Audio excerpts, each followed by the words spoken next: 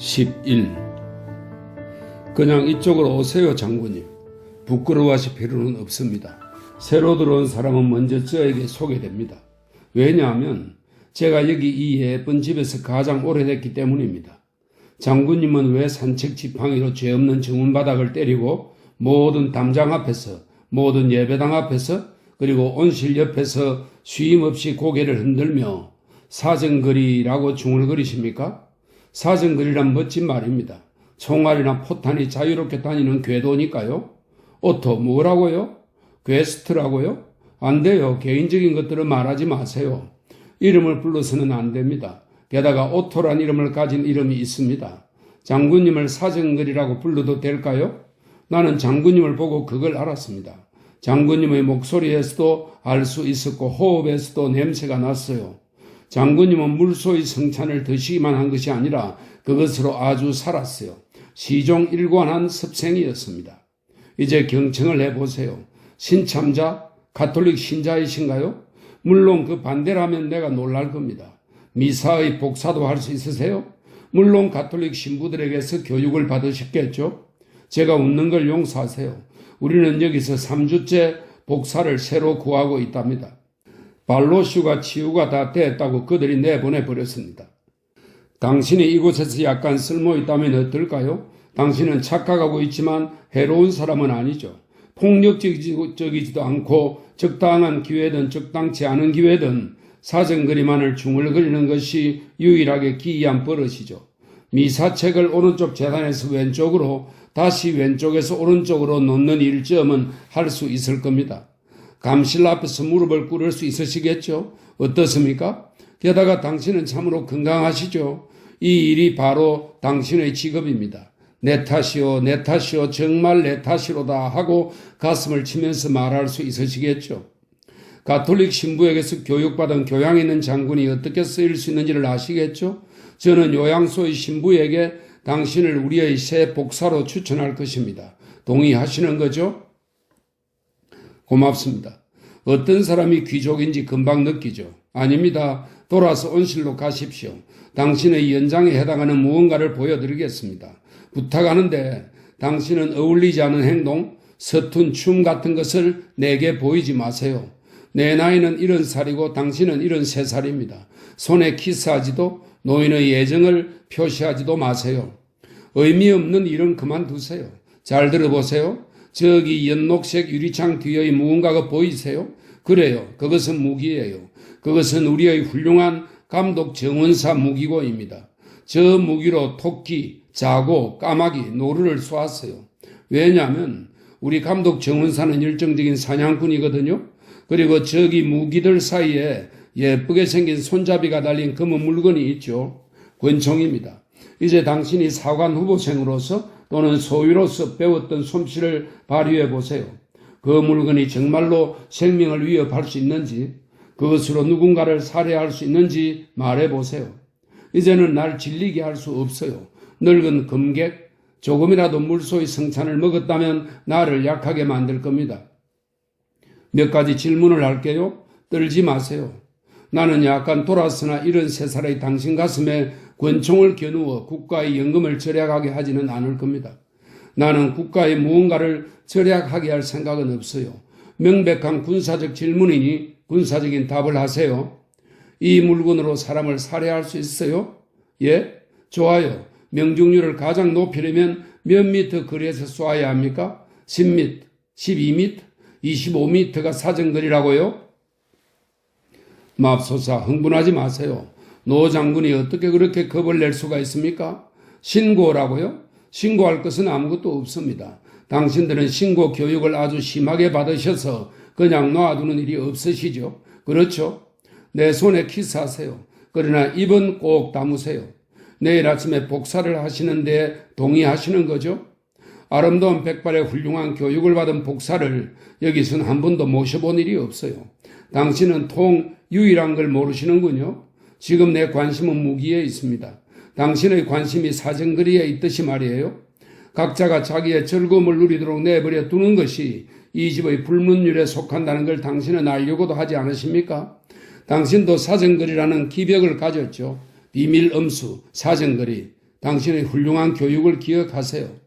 만세와 힌덴부르크를 외치며 전진. 이것이 당신의 마음에 들겠죠? 우리는 올바른 단어를 선택해야만 합니다. 사람은 자고로 올바른 말만 골라서 해야 하는 법입니다. 이리로 돌아가면 예배당 옆을 지나간답니다. 당신이 미래에 활동할 장소인데 한번 들어가 보지 않겠어요? 편안하게. 노인 양반 아직 알고 있군요. 모자를 벗고 오른손 손가락을 성수에 담그고 성호를 그어요. 그래요. 아주 착해요. 이제 무릎을 꿇고 구원의 빛을 보고 아베 마리아와 하나님 아버지에게 기도를 올리세요. 아주 조용하죠. 가톨릭 교육보다 더 중요한 것은 없습니다. 일어나서 성수에 손가락을 담그고 성호를 걷고 숙녀들에게 먼저 길을 터주고 모자를 쓰세요. 사랑스럽게 일을 마치고 우리는 다시 돌아왔습니다. 여름날 저녁입니다. 멋진 공원의 아름다운 나무들과 의자들이 있네요. 만세와 힌덴부르크를 외치며 전진. 마음에 드시는 말이죠? 다른 말은 어때요? 즉 무기를 가져야 한다. 무기를 가져야 해. 이 말도 마음에 드시나요? 농담하도록 내버려 두세요. 베르댕 전투 이후 이런 농담은 사라졌습니다. 그곳에 최후의 기사들이 있었는데 전사했어요. 너무 많은 기사, 너무도 많은 사랑하는 사람들이 한꺼번에 전사했습니다. 젊고 교육을 잘 받은 많은 사람들이 전사했죠. 불과 몇 달 동안의 교육에 들인 땀이 얼마나 많이 사라져 버렸는지 계산해 본 일이 있으신가요? 쓸데없는 짓이었죠. 당신들은 왜 기관총을 견습생 시험이나 고등학교 졸업시험이 끝난 공장이나 상점의 복도를 향해 또 김나지움의 복도를 향해 조준해서 빛나는 합격증을 가진 청년들을 쏘아 죽일 생각을 하지 못했습니까? 그것은 비약적인 생각이라고 여기신 건가요? 그러면 진리가 순수한 비약이라는 것을 당신이 말하도록 하겠습니다. 나는 1905년, 1906년, 1907년에 졸업반 학생들과 춤을 추었고 제모를 쓰고 맥주를 마시는 학생들과 파티를 열었습니다. 그러나 이 3년 동안의 졸업생 중에서 절반 이상이 베르댕 전투에서 전사했어요. 또 1935년, 1936년, 1937년 졸업생이나 1941년, 42년의 졸업생 중에서 전사하지 않고 살아남은 사람이 있던 애가 있으면 말해보세요. 다시 그렇게 떨지 마세요. 노 장군께서 그렇게 두려워하실 수 있다는 것을 몰랐습니다. 내 손 위에 두 손을 올려놓으세요. 내 이름이 무엇이냐고요? 여기선 그런 것을 묻지 않는다는 것을 기억하세요. 여기에 명함도 없고 여기서는 형제 결의를 맺는 술잔을 서로 나누지도 않습니다. 여기서 묻지 않고 말을 놓는 곳이며 모두가 형제인 곳입니다. 서로 사이가 나쁠지라도 형제입니다. 한쪽은 양의 성찬을 먹었고 다른 한쪽은 물소의 성찬을 먹은 사람들이에요. 노 장군, 그리고 내 이름은 총을 가져야 한다. 총을 가져야 해. 이고 성은 만세와 힌덴부르크를 외치면서 전진이랍니다. 당신의 모든 시민적 편견과 통념을 완전히 버리세요. 이곳은 계급이 없는 사회입니다. 그리고 전쟁에 진 것을 한탄하지 마세요. 맙소사, 당신들은 정말로 전쟁에서 패배했어요? 2번씩이나 계속해서 전 당신 같은 사람에게는 전쟁에서 7번이라도 지기를 바랐겠네요. 이제 인상 쓰는 걸 그만둬요. 전 당신이 몇 번이나 전쟁에서 패했는지에 대해서는 관심이 없어요. 잃어버린 아이들, 패배한 전쟁보다 아이를 잃은 것이 더 가슴 아픈 일입니다.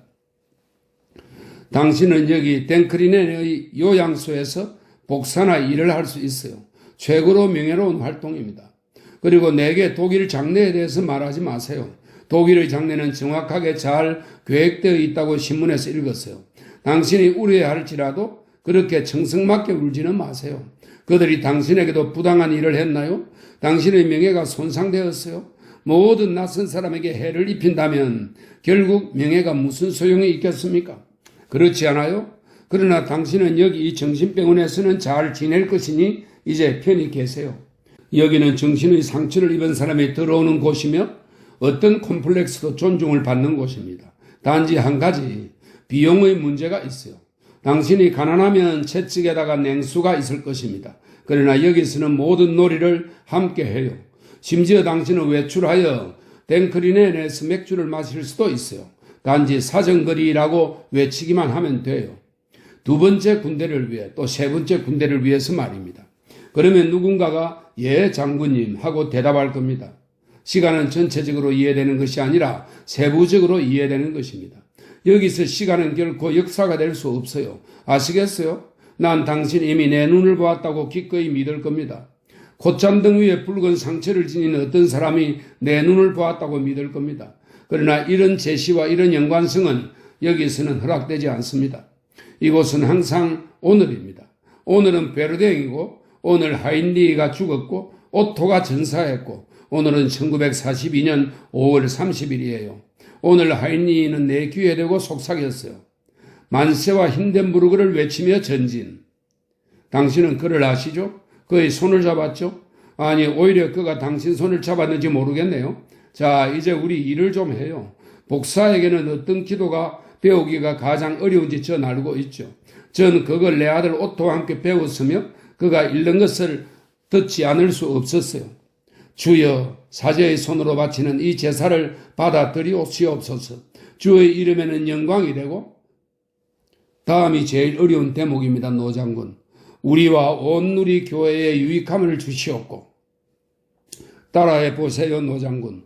그 부분이 누구든지 잘 틀리는 대목이죠. 원하신다면 쪽지에 내 써드리죠. 그렇지 않으면 기도책을 보고 따라 읽으세요. 자, 이제 안녕? 저녁 식사 시간이 되었어요. 사정거리 맛있게 드세요. 그녀는 넓고 큼큼한 길을 넘어 예배당 옆으로 해서 온실로 돌아왔다. 그녀가 열쇠로 문을 열고 빈 화분들과 입기 냄새나는 화단을 살그머니 지나서 주임 정원사의 사무실로 가는 것을 담장만이 보았다. 그녀는 총 꽂이에서 권총을 꺼내들고 부드러운 검정 핸드백을 열었다. 가죽 핸드백은 권총을 담고 다시 잠궜다. 미소를 띠고서 빈 화분을 만지며 온실을 나와서 문을 다시 잠갔다. 어두운 벽만이 그녀가 열쇠를 빼내는 것을 본 정인이었다. 그녀는 넓고 끔끔한 길을 지나 천천히 돌아왔다. 후베르츠는 그녀의 방에다 저녁 식탁을 차렸다. 차, 빵, 버터, 치즈, 그리고 햄이 나왔다. 그는 웃으면서 그녀를 쳐다보며 말했다. 눈이 부십니다, 부인. 그래요? 그녀는 핸드백을 장 위에 올려놓고서 검은 머리에서 모자를 벗고 웃으면서 물었다. 주임 정원사가 꽃 몇 송이를 가져다 줄 수 있을까요? 그는 출장 중입니다. 내일 저녁까지 외출입니다. 후베르츠가 말했다. 그 사람 말고 아무도 온실에 있어서는 안 되나요? 안 됩니다, 부인. 그 안은 오로지 그의 소유입니다. 그러면 내일 저녁까지 기다려야겠군요. 그렇지 않으면 덴클링겐이나 도드링겐에서 몇 송이를 준비해야겠군요. 외출하시겠다고요, 부인? 예, 그럴까 합니다. 참 아름다운 저녁인데 외출해도 되잖아요? 물론입니다. 제가 고문관님이나 박사님께 전화 걸어 드릴까요? 내가 직접 할 거예요, 후페르츠. 전화국에 장거리 전화를 좀 부탁해 주시겠어요? 그럼요, 부인. 후페르츠가 나가자 그녀는 창문을 열고 열쇠를 정원의 퇴비 더미로 던져버리고 다시 창문을 닫았다.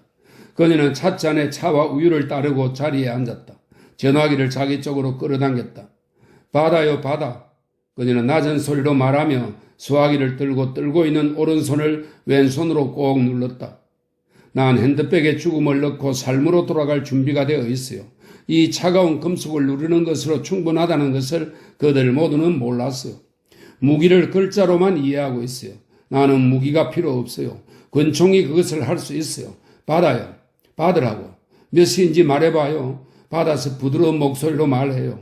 당신은 여전히 같은 번호를 쓰고 계시겠죠? 그녀는 왼손으로 수화기를 들고 교환실의 뚜 소리에 귀를 기울였다. 후페르츠는 조그만 단추 하나만 누르면 됩니다. 그녀는 여기 있습니다. 시간, 세계, 현재 독일의 미래, 이 저주받은 성에서 나가면 이들이 어떻게 보일지 난 기대가 됩니다. 그녀는 오른손으로 번호를 돌린다. 115 졸린 목소리가 들린다. 지금 시간은 17시 58분 30초입니다. 순간의 정적, 공이 한번 울렸다. 다시 부드러운 목소리가 들려왔다. 지금 시간은 17시 58분 40초입니다. 시간이 그녀의 얼굴을 엄습했고 그녀 얼굴은 죽을 듯이 백지장이 되었다. 다시 들리는 목소리. 17시 59분 10초, 20초, 30초, 40초, 50초.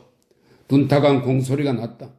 17시 1958년 9월 6일 부드러운 목소리가 말했다. 하인리히가 살아있다면 48살이고 요하나가 살아있다면 49살 그리고 오토는 41살일 것이다. 요제프는 22살 때였고 루트는 19살이었다. 목소리가 말했다. 지금 시간은 18시 1분입니다. 조심할 것.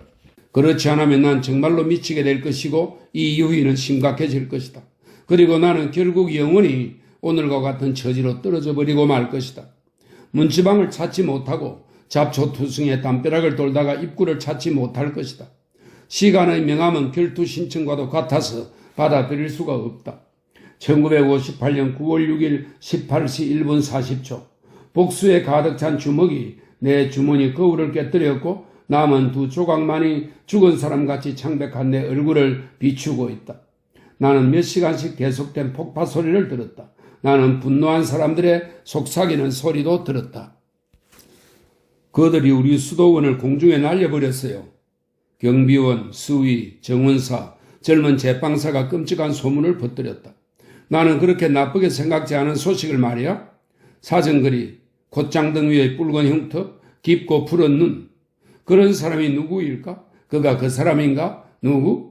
내가 만약 하이니를 다시 볼 수 있게 된다면, 죽은 요하나를 다시 살릴 수 있다면, 페르디와 거룰이라는 이름의 웨이트, 에리트가 모두 다시 살아난다면, 그리고 키예프에서 전사했다는 오토가 누구인 줄 알 수 있다면, 난 이 세상의 모든 수도원을 공중에 날려버릴 것이다. 둔탁하게 전화벨이 울리더니 이번엔 역사 냄새를 풍겼다. 오세요 영감. 우리는 이제 더 이상 장님 노릇을 하지 말아요. 난 더는 당신 눈을 가리지 않을 거예요. 오늘 당신은 80살이 되는군요. 난 71살이고요. 10m, 12m에서는 명중률이 상당히 높죠. 나에게로 올라오세요.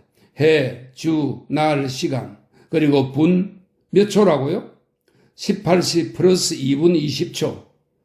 나는 종이배를 떠나서 대양으로 달려갑니다. 죽은 사람처럼 창백하게 질려서 아마 나는 이겨낼 겁니다. 18시 2분 30초. 벨이 매우 급히 울린다. 오세요. 나는 놓칠 시간이 없어요. 1초도 놓칠 수 없어요. 빨리. 아가씨 왜 대답이 없죠? 아가씨 택시가 필요합니다. 즉시 아주 신속히 나를 도와주세요. 레코드판은 대답이 없다. 내가 그걸 알았어야 했는데 소화기를 놓았다. 소화기를 들었다. 다이얼을 돌린다. 1, 1, 2. 택시는 여전히 그 전과 같은 번호로 부르는 건가요? 부드러운 목소리가 다시 들려왔다. 당신은 댄 클링겐 영화관에서 모르호프의 형제들이란 고향 영화를 보실 수 있습니다. 18시와 20시 15분에 시작합니다. 도드링겐 극장은 아주 뛰어난 영화 사랑이 좋아하는 것을 상영합니다. 정적. 내 배는 부서졌으나 나는 수영을 배우지 못했다. 1905년 벌위허 수영장에서 주름 잡힌 검정 수영복을 입고서 1m 높이에서 다이빙을 한 일이 있었어요. 정신을 차리고 심호흡을 하세요. 당신은 수영을 배웠잖아요. 113이라는 숫자가 제공한 것은 부드러운 목소리. 당신이 만약 저녁에 손님을 기다린다면 우리는 맛있고도 값싼 메뉴를 제안합니다. 첫 번째 코스인데요. 치즈와 햄을 넣어 구운 토스트에 시큼한 크림 바른 완두콩, 거기다 연한 감자 푸딩, 돼지고기 갈비살 그릴입니다. 아가씨. 레코드판은 답하지 않는다. 당신 손님들은 당신을 훌륭한 가정주부라고 칭찬할 수 있을 것입니다. 포크로 누르고 114를 돌렸다. 부드러운 소리도 들렸다. 캠핑 장비는 다 쌌습니다. 소풍 준비는 되었으니 비탈길에 차를 세울 경우엔 손 브레이크를 잡아당겨 놓는 걸 잊지 마십시오. 자, 가족끼리 즐거운 일요일 되기를 바랍니다. 난 그걸 해낼 수가 없다. 너무 많은 시간을 소환해야 한다. 내 얼굴은 점점 창백해져 가고 돌처럼 굳은 얼굴에서 눈물이 흐르지 않는다. 속고 사기당한 시간은 딱딱한 거짓말처럼 내게 그대로 남아있다. 거울 조각, 깨진 거울 조각. 내 머리칼은 고문의 방에서 부드러운 목소리를 들으면서 백발이 되어갔다. 115 졸린 목소리가 들려왔다. 예, 여긴 댄 클링겐 국입니다. 얘야, 내 목소리가 들리니? 내 목소리가 들려? 예, 들립니다. 웃음소리. 건축가 페멜 사무소를 급히 연결해다오. 모데스트가 7번지나 8번지 두 주소 다 페멜 집이야. 얘야, 내가 얘라고 부르는 걸 기분 나빠하지 말아라. 괜찮습니다, 부인. 급해. 전화번호 보고 막 넘겨졌다. 하인리 페멜 씨 그리고 로베르트 페멜 박사 두 분 이름이 있는데 어느 쪽을 원하십니까? 하인리 페멜. 잠깐 기다리세요. 유감입니다만 부인이 전화를 받지 않습니다. 다른 번호를 한번 걸어주겠어? 그러시죠, 부인? 없다. 아무도 없다. 그러면 내게 택시를 한 대만 보내줄래, 아가? 그러시죠. 어디로? 땡클링겐 요양소로. 곧 보내드리죠, 부인. 후페르츠, 차 치우고 빵과 햄 조각도 가져와요. 그리고 날 혼자 있게 해줘요. 저기 도로를 따라 택시가 오면 내가 볼 수 있어요. 아니요, 고마워요. 이제 아무것도 필요 없어요. 당신은 정말로 녹음기가 아니라고요? 아, 상처 줄이는 것은 아니에요. 그냥 농담이었어요. 고마워요. 나를 데려가 주세요. 사랑하는 사람이야. 나는 돌아갈 거예요. 나는 백발의 사랑하는 늙은 아내가 될 겁니다. 선량한 어머니에다 자애로운 할머니가 될 거예요. 친구들에게 근사한 할머니로 얘기할 수 있도록 말이에요. 우리 할머니는 오랫동안 편찮으셨지만 이젠 다 나아서 가방에 가득 금을 가지고 오셨다고 말하도록 말이에요. 오늘 저녁 카페 크로노에서 무엇을 먹을까요? 치즈와 햄을 넣고 구운 토스트에다 신 크림을 넣은 완두콩, 거기다 돼지고기 갈비살을 먹을까요? 그리고 호산나 제주받은 성에서 집으로 돌아온 다윗의 신부를 부를까요? 그레츠는 기대에 부응할 것입니다. 그의 어머니의 살인자, 혈육의 목소리가 그에겐 들리지 않았다. 오토에게서는 그 목소리가 아예 나오지 않았다. 그 체육 선생이 집 옆으로 백마를 타고 지나간다면 나는 총을 쏘아버릴 것이다. 등나무 정자에서 도로에 이르기까지는 10m가 되지 않는다. 대각선으로 재도 13m를 넘지 않는다. 로베르트에게 그 거리를 정확히 계산해달라고 해야겠다. 어쨌든 최고 명중률의 한계 이내에 있다. 사정거리는 우리 백발의 복사가 설명해 주었다. 그는 그것을 알아야만 한다. 내일 아침 일찍 그는 출근할 것이다. 콧잠등 위의 붉은 상처, 이제는 대위가 되었다. 그렇게 전쟁은 오래 계속되었다. 폭발물이 다시 터졌을 때 유리판이 흔들거렸다. 아침에 창가 의자 위엔 먼지가 뽀얗게 쌓여 있었다. 나는 손가락으로 먼지 위에 에디트라고 썼었다. 나는 혈육의 목소리가 시키는 것보다 더 너를 사랑했었다. 에디트야, 넌 어디서 왔니? 말해봐. 나는 점점 더 쪼그라든다. 그가 내 두 손을 잡고 택시에서 카페 크론으로 데려갈 것이다. 나는 정각에 도착할 것이다. 지금 기껏해야 16시 6분 30초가 되었을 것이다. 립스틱은 복수의 검은 주먹에 의해 망가져버렸다. 내 썩은 뼈가 떨린다. 나는 그들이 어떻게 보일지 두렵다. 내 동시대인들 말이다. 그들이 당시와 똑같은 사람이 되었을까? 아니면 단지 비슷한 사람이 되었을까? 영감님, 금혼식은 어때요? 1908년 9월 13일이 더 이상 생각나지 않아요. 금혼식 하는 것을 어떻게 생각해요? 백발의 신부의 백발의 신랑, 빙 둘러서 셀 수 없이 많은 손자 손녀들. 내가 웃는 걸 용서하세요. 다윗, 당신은 아브라함은 아니었어요. 그러나 나는 내 속에서 사라의 웃음을 약간 느낀답니다. 아주 조금이요. 내 마음속에 많이 웃을 자리는 없기 때문입니다. 호두 껍데기 하나에 가득 찰 만큼의 웃음과 핸드백 가득히 금을 가져갑니다. 그러나 내 웃음은 작을 겁니다. 하지만 그 웃음은 로베르트의 다이너마이트보다 훨씬 강력한 에너지가 숨어 있습니다. 즐겁게. 너희들은 너무 천천히 길을 내려오고 있구나. 앞에 있는 아이는 에디트의 아들인데 그 옆에 있는 아이는 루트가 아니구나. 내가 집을 나올 때 그 아이는 3살이었는데 18살이 된 지금도 그 애를 알아볼 수 있을 거야. 그런데 그 아이는 루트가 아니야.